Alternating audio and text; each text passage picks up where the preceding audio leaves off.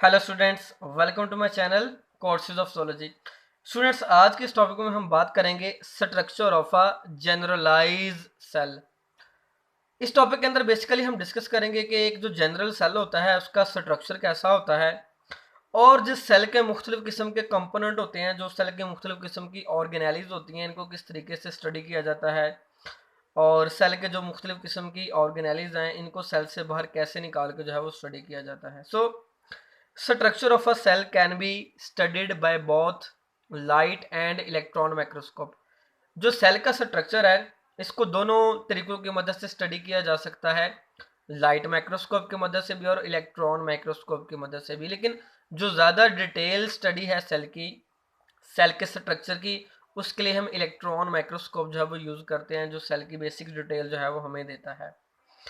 Cell के structure को study करने के लिए, सेल के कंपोनेंट को अलहदा करने के लिए जो तकनीक हम इस्तेमाल करते हैं उसको हम कहते हैं सेल फ्रैक्शनेशन। असल में सेल फ्रैक्शनेशन है क्या?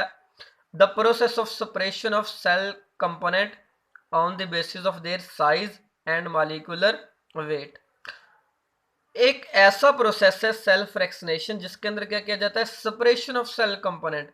जो सेल के मुख्तलिफ किस्म के कंपोनेंट है, सेल, इसकी ऑर्गेनेलिज, प्लाज्मा मेम्ब्रेन वगैरह, न्यूक्लियस वगैरह, इनको अलग-अलग करने का जो प्रोसेस है, किस बेस पे?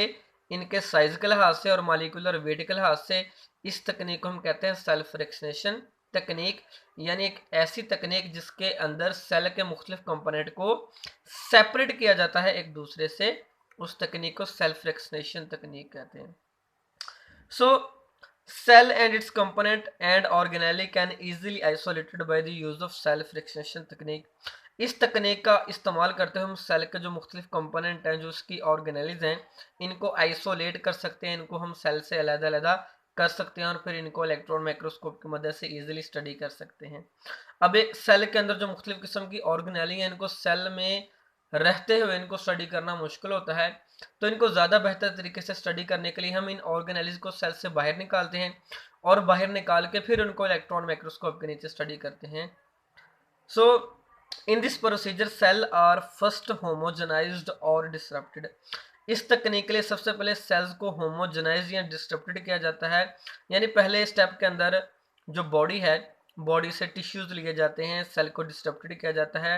जो सेल्स हैं इनका सैंपल जो है वो बॉडी से लिया गया जाता है, उनको बॉडी से अलहदा किया जाता है। फ़र्ज़ करें कि हमने सेल्स जो है वो किसी भी ऑर्गेनिज्म की बॉडी से ले लिए जिनके स्ट्रक्चर को हमने देखना है या जिसके कंपोनेंट को हमने अलग-अलग करना है। And then centrifuges. इस सैंपल को लेने के बाद हम क्या करते हैं? इसकी सेंट्रीफ्यूगेशन करवाते हैं, इसको सेंट्रीफ्यूग करवाते हैं। अब ये सेंट्रीफ्यूगेशन क्या होती है? Centrifugation is the spinning of homogenized tissue in a special machine known as centrifugation machine.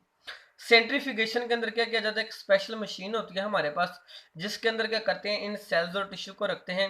वो मशीन जो है वो स्पीड के साथ जो है घूमती है और एक ट्यूब के अंदर इन सेल और टिश्यू को रख के हम उसके ऊपर इसको घुमाते हैं। जब स्पीड के साथ इसको स्पिन करवाते हैं तो सेल फटता है, इसकी प्लाज्मा मेम्ब्रेन जो है वो फट जाती है और जितने भी ऑर्गेनेलिज होते हैं वो उससे बाहर निकल आते हैं। तो इस तकनीक को हम कहते हैं सेंट्रीफ्यूगेशन। अब इसका जो बेसिक प्रिंसिपल है वो क्या है कि सबसे पहले हमने टिश्यू के सैंपल को लेना है, इसको एक टेस्ट ट्यूब के अंदर लेंगे, इसके अंदर सोल्यूशन ऐड करेंगे। इस टेस्ट ट्यूब को हम एक मशीन के अंदर रखेंगे सेंट्रीफ्यूगेशन करवाने के लिए। उस मशीन को हम कहते हैं सेंट्रीफ्यूगल मशीन। इस मशीन के अंदर इस सैंपल को हम लोड करते हैं। ये क्या करती है कि इसको ये क्या करती है? घुमाती है। जब ये इसको घुमाएगी तो स्पीड के साथ जब कुछ मिनटों के लिए घुमाएंगे तो जो सेल हैं ये एक दूसरे से अलग-अलग हो जाएंगे।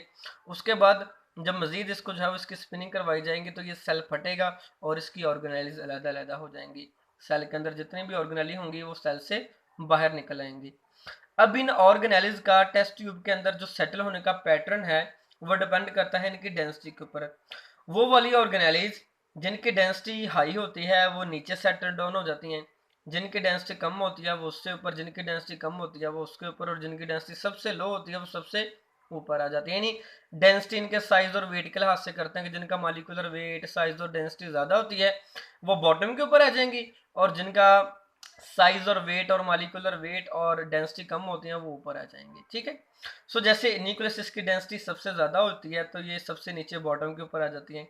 इसके बाद इसके ऊपर एंडोप्लाज्मिक रेटिकुलम आती है, इसके बाद Golgi body, lysosome, vacuole, ribosome क्योंकि सबसे लाइटेस्ट होता है, सबसे हल्की डेंसिटी इसकी होती है तो ये सबसे ऊपर वाली साइड के ऊपर आ जाता है।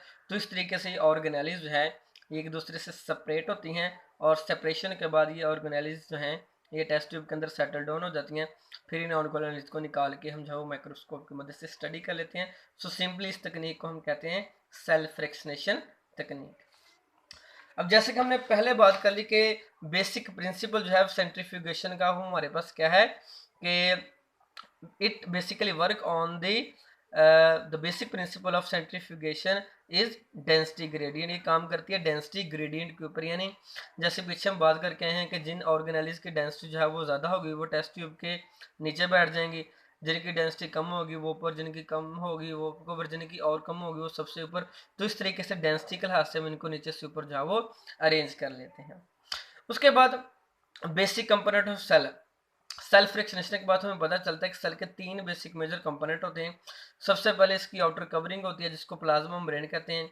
सेकेंडली साइटोप्लाज्म इसके अंदर होता है, ठीक है, जिसके अंदर तमाम के तमाम ऑर्गेनेली सस्पेंडेड होती हैं, तमाम के तमाम ऑर्गेनेली साइटोप्लाज्म के अंदर मौजूद होती है। और तीसरा बेसिक कंपोनेंट होता है न्यूक्लियस, जिसके अंदर न्यूक्लियर मटेरियल या क्रोमैटिन मटेरियल जो है वो मौजूद होता है। So this is the basic structure of generalize cell, और इसके अंदर ये बेसिक तकनीक आ जाती है सेल फ्रैक्शनेशन तकनीक, जिसकी मदद से मुख्तलिफ किस्म के जो सेल हैं इनकी ऑर्गेनेलिज को सेपरेट करते हैं और इनको स्टडी करते हैं। Thank you so much.